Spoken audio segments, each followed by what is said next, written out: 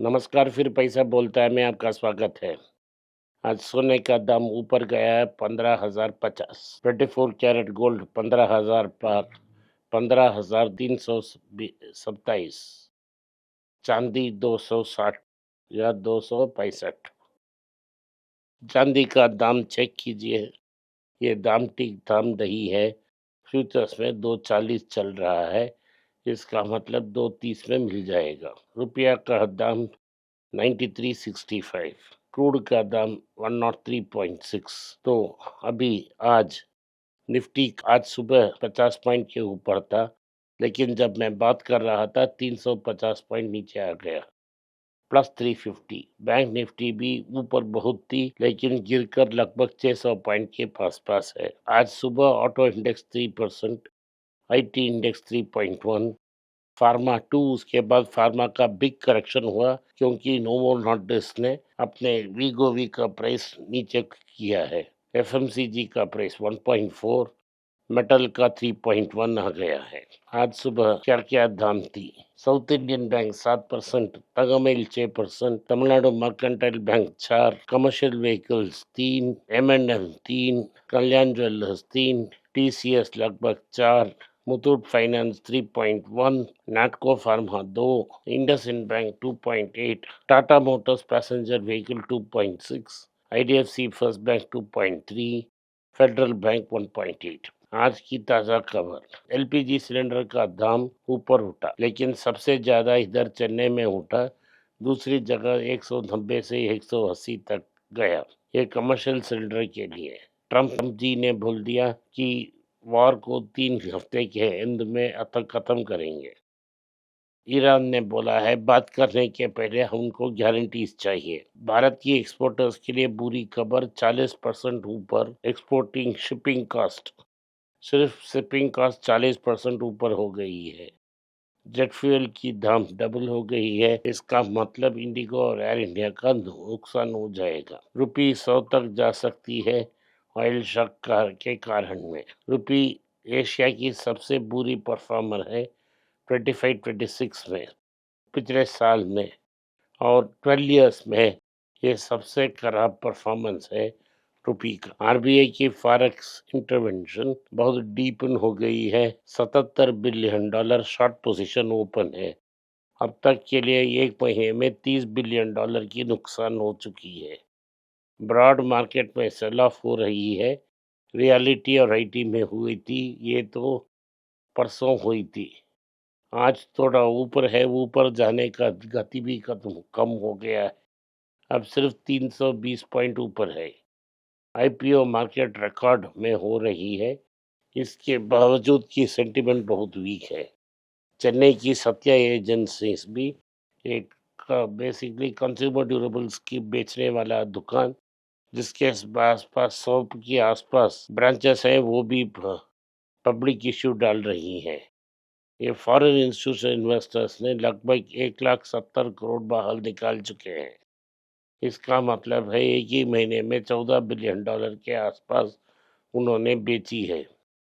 Goldman सैक्स पहले कहते थे 6,000, दिन उसके बाद 3,000, अब लेटेस्ट प्रेडिक्शन में 5,400 की बात कर रहे हैं। गोल्ड ईटीएफ की आउटफ्लो बहुत सीवियर है, इस क्योंकि रूल्स बदल गई हैं और आज से 50% वो गोल्ड में रख सकते हैं, 50% फ्यूचर्स में रख सकते हैं। इक्विटी इनफ्लोस 2026 में 27% गिर चुकी है और गिरने का बाकी है। एथेनॉल फ्यूल रोल आउट आज से शुरू हो गई है, लेकिन कार्स तैयार नहीं है। 70% कार्स और बाइक तैयार नहीं है। स्विच मोबिलिटी जो अशोक लेलैंड की इलेक्ट्रिक बस और इलेक्ट्रिक व्हीकल्स की कमर्शियल व्हीकल्स बनाती है, उन्होंने सब बड़ा सा लीड ले लिया है।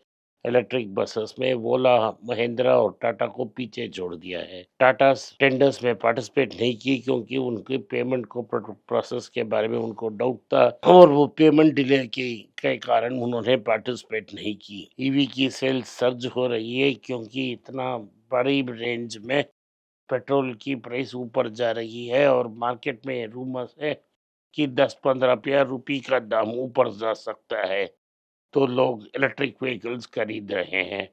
टाटा का लीड कम होता दिख रहा है। इलेक्ट्रिक कार व्हीकल्स 88% की सर्ज है।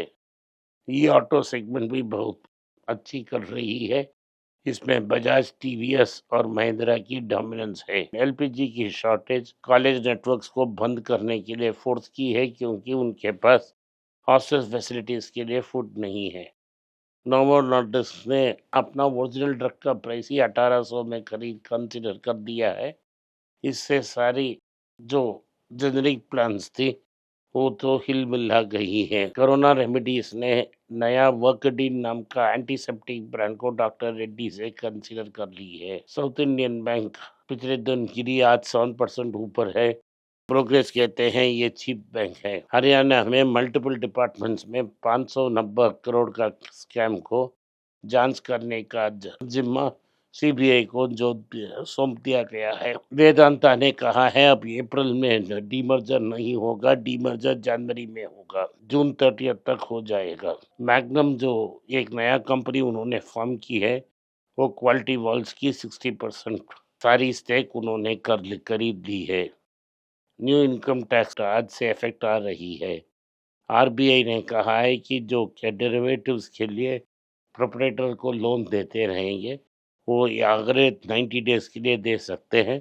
जुलाई 1 से ये एक्सपोर्ट का ये बैन कायम होगा। जैसा मैंने कहा, चेन्नई की सत्या एजेंसीज ने अपना आईपीओ पेपर्स रेडी कर ली है। ऑरेकल ने 12,000 नौकरी को भारत में एक ही दिन में खत्म किया है। सुबह 6 बजे नोटिस आया था 12,000 लोगों को, कल से आप नौकरी नहीं आएंगे और आपका सेवा के लिए धन्यवाद बोल दिया है। बफेट ने कहा है जब से एप्स्टीन का नाम बाहर आया है, उन्होंने बफेट से गेट्स से बात नहीं की, क्योंकि वो कोर्ट में टेस्टिफाई नहीं करना चाहते। बफेट ने कहा है कि जो मूवमेंट हो रही है इंटरेस्ट रेट और इंटरनेशनल बॉन्ड मार्केट में, उससे फ्रेजिलिटी इंक्रीज हो रही है और बैंक्स को सावधान रखना चाहिए।